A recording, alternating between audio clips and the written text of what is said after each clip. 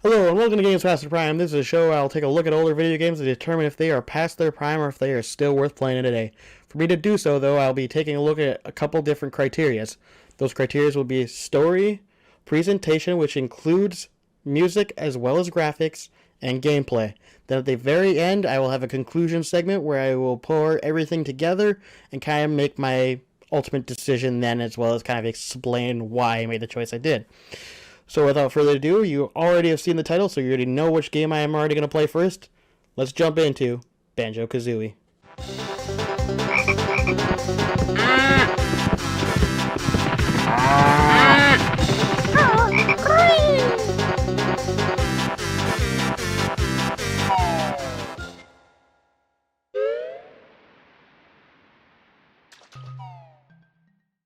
Before we get into the meat and potatoes of the game, I kind of wanted to talk about my history with it first. Me and my siblings got the N64 for Christmas in the late 90s, and with it came Banjo-Kazooie. It was a game that I didn't really play a lot of personally in my days. It was something that I more watched my brother play and definitely enjoyed watching. It wasn't until much later in life that I actually started to play Banjo-Kazooie. And then that's when I realized the brilliance of the game and absolutely enjoyed every second of it. It's been over a decade since I've last played Banjo-Kazooie, so I wanted to play this game as my very first game on this channel because I wanted to see if it still held up to the test of time. Alright, so now that we have finished talking about the history between me and this game, let's talk about the story of the game. Now, there isn't much story to actually speak of when it comes to Banjo-Kazooie. Really, all it comes down to is Gruntilda, the evil witch, talking to a cauldron, basically saying that she believes she is the prettiest thing out there, which is, by the way, absolutely ridiculous if you haven't looked at her. And the cauldron basically replies back that there is a prettier person out there. Gruntilda figures out this is Banjo's sister Tootie, which also isn't exactly that pretty, I don't know about you. And so Gruntilda ends up kidnapping her to steal her youth so that she can be the prettiest person alive, I guess. It's a pretty flimsy story, but it's a classic story of the hero having to go out and save somebody, which is basically a call to action. It is a super simple story, but it does its job well enough. Alright, now that we have taken a look at the story, it's time to look at the presentation. So this includes both graphics as well as the music. I understand that I can't compare the graphics and music of this game to, say, games that have been recently released, but I still think it's important to take a look at them nonetheless. So first, let's take a look at the graphics. As you can see, I think that these graphics have held up actually quite well. I don't think they're nearly as blocky as, say, like Super Mario 64, for example. I feel like the art style is very unique, and the way that everything is drawn just looks very clean. It looks very, very good. I think by today's standards, there is no question that this is not fantastic looking anymore. But I think it has held up very well to the test of time. I think that you could play this now, and it still looks fairly good. Next, we're going to move on to music. I think this is where Banjo-Kazooie easily shines the brightest, in my opinion. The music here is absolutely fantastic. I mean, here, I'm just going to play a couple tracks for you.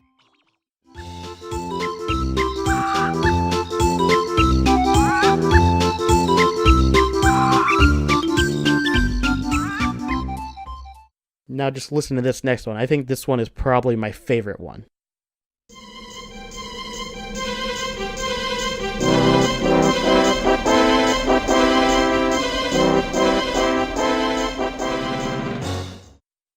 All of this music has been composed by a gentleman named Grant Kirkhope. He is an absolutely legendary composer in the scene, and this is still when he was pretty early on, but I think you can clearly see his talent here. He is an absolutely amazing composer, and I think easily the music is what makes this game so enjoyable to play still today. Before we get into the gameplay, we're going to really need to talk about what Banjo-Kazooie is. See, Banjo-Kazooie is a platformer collectathon game. Now you might be asking what that means. More or less that means every level there are a certain number of things that you can collect or should collect, and then this will let you move on or complete the stage. The different kinds of things that you'll end up collecting are, say, notes, Jinjos, Mumbo tokens, puzzle pieces, red feathers, gold feathers. There is a lot of different things that you end up collecting in this game.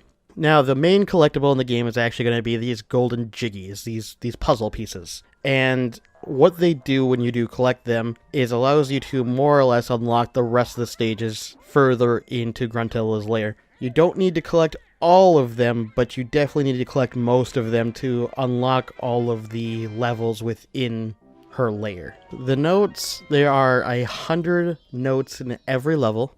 You don't need to collect all of the notes either, but you need the notes to continue through Gruntilda's lair as well, kind of like the jiggies. The notes allow you to unlock further in through these note doors that Gruntilda has set up inside of her lair, and you will need to collect a certain amount of notes total to go through the doors. The Jinjos basically more or less are little creatures. I don't even really know what kind to call them. But when you collect all of them in a stage, they give you one golden jiggy. The red feathers are something that you'll collect later on in levels once you actually learn how to fly with Kazooie. Kind of like the gold levels, they are a specific item that Kazooie can use to help Banjo with any type of situation. We'll talk more about those later. Next, let's talk about Bottles. Bottles is the mole who teaches Banjo and Kazooie certain tricks or maneuvers. Bottles can teach Kazooie how to fly, how to use the jump pad, how to use the running shoes, how to use the boots. Basically every type of move or special ability is learned through Bottles the Mole, a friend of Banjo-Kazooie, who also teaches you the tutorials. He's a very familiar character you'll end up seeing quite a bit of. Very, very useful individual.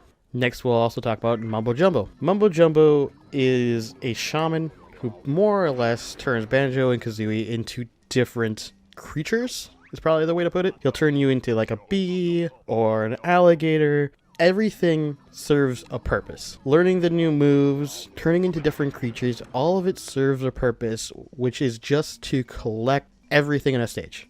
It's to complete puzzles, to reach places that you normally can't reach. That is the entire purpose of the game. It is a giant collectathon, but they do it in a way that is enjoyable.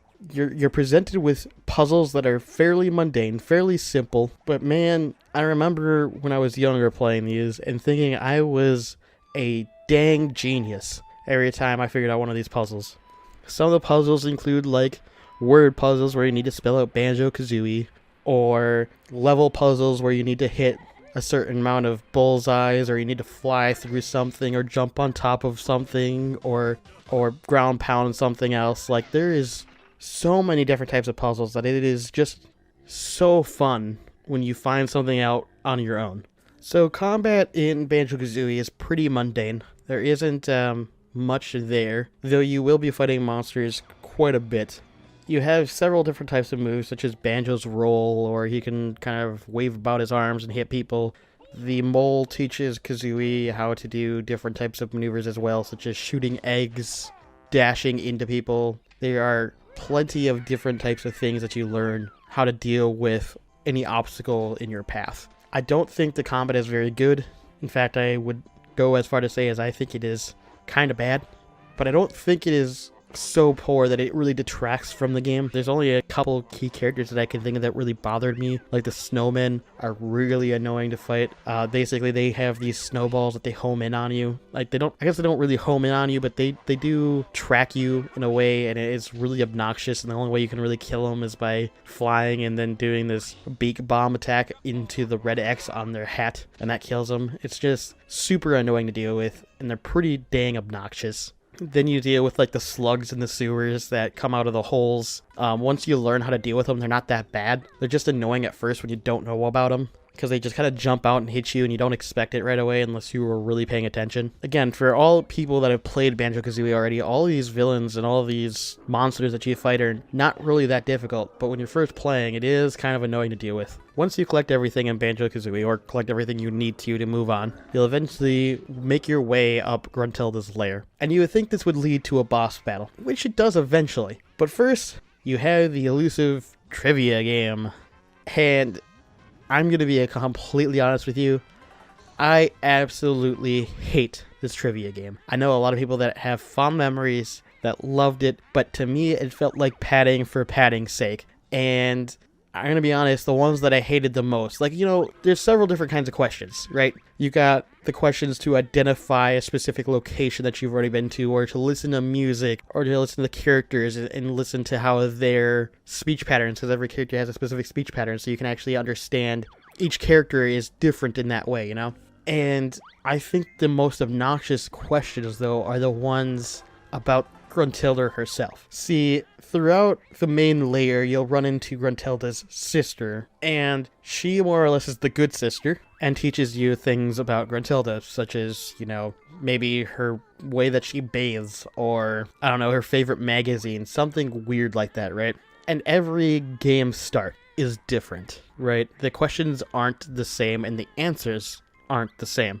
So you have to go around and basically talk to Gruntilda's sister and write down the answers to everything she says. Because otherwise, if you just go to the trivia without doing this first, you'll be lost on these questions. You'll have to randomly guess, and I guarantee you, you will lose. The amount of times that I had to redo that trivia quiz just because of BS like that really bothered me. Don't get me wrong, I went around and I tried to find as many of her sister as I could to get through most of it. It was still obnoxious though, especially when you let it on the ones where you had to redo the boss battles too. Those were kind of annoying. Not always that hard, but just annoying. It just felt like padding for padding's sake. I like the idea, but I don't like the way they did it. This is obviously a personal preference. I know, like I said, a lot of people who actually very much enjoyed the trivia section. I just wasn't one of them. So after you end up beating the trivia section, you end up getting kind of a false credits, like fake credits. I thought the idea of this was absolutely hilarious and very well done. Because at this point, you basically did rescue Tooty, which was the entire point of Banjo's quest, right? And Tooty ends up coming back to you and being like, hey, Gruntilda still got away. You should probably go and stop her. And Banjo is just like, well, you're right. And so then if you climb back up the tower, you pass through the trivia part again, thankfully you don't need to redo it. Then you're given the option to go further up into Gruntilda's lair, which poses you access to her pot, which shoots you into the roof of the building, and that's where the final fight takes place. Now, I don't want to spoil anything of a game that's this old. If you really want to see the ending yourself, either look it up on YouTube or play the game yourself. But then after you end up beating her, you get the credits. You go through that, and then you're done. That's it. You have now completed Banjo-Kazooie.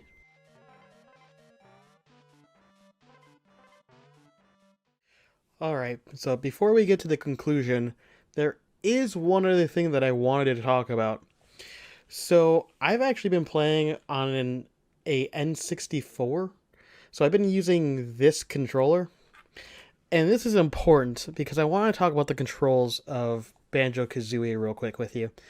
They aren't bad by any means. I mean, they have the pretty standard controls where A jumps, B is kind of your alternate, typically an attack, and Z, the underneath button, underneath the N64 controller, that is for like crouching, and that allows you then to do like your giant backflip jump, or allows you to do the ground pound, stuff like that.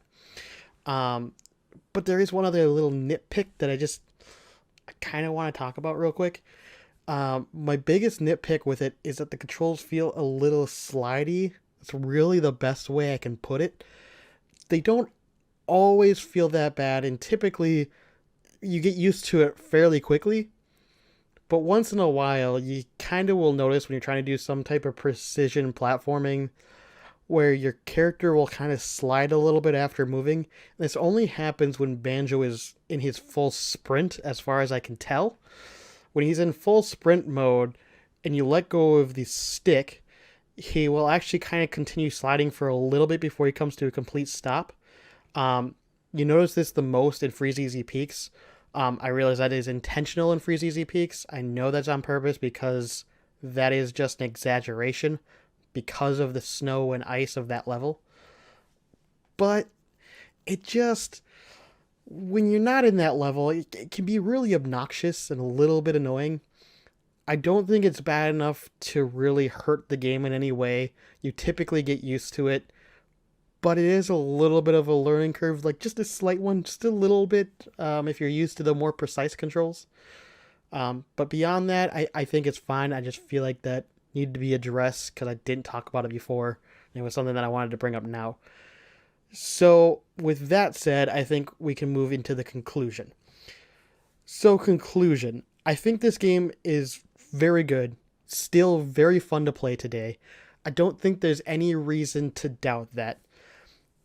I mean, come on, it's Banjo-Kazooie. I mean, how can you hate this game? I don't think there's anybody who dislikes it. I know there are differing opinions when it comes to Banjo-Kazooie 2. Trust me, that is something we'll get to when that comes. But I don't think this game's past its prime by any means. Sure, it's aged. Sure, the graphics aren't as great as they once were. Sure, the controls aren't perfect.